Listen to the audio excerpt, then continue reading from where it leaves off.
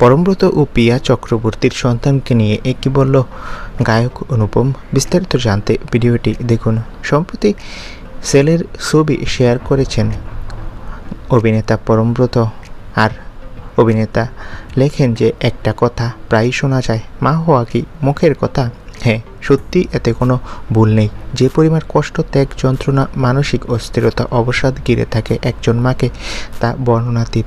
কিন্তু পিতৃত্বকে বটগাছ বই অন্য কিছুর সঙ্গে তেমন একটা তুলনায় আনা হয় না বিশেষ।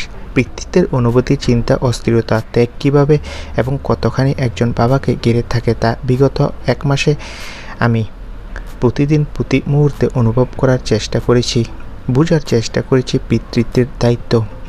সম্প্রতি গায়ক অনুপমকে সংবাদ মাধ্যম প্রশ্ন করে যে পিয়া আর পরমব্রতর সন্তানকে কি গিফট দিয়েছে, তাছাড়া দেখতে গিয়েছে।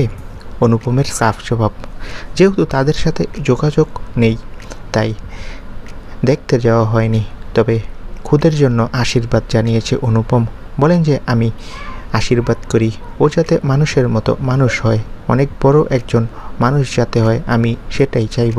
তো বন্ধুরা, অনুপমের এই উদার মন নিয়ে তোমাদের মন্তব্য কি কমেন্ট করে জানাও। ধন্যবাদ।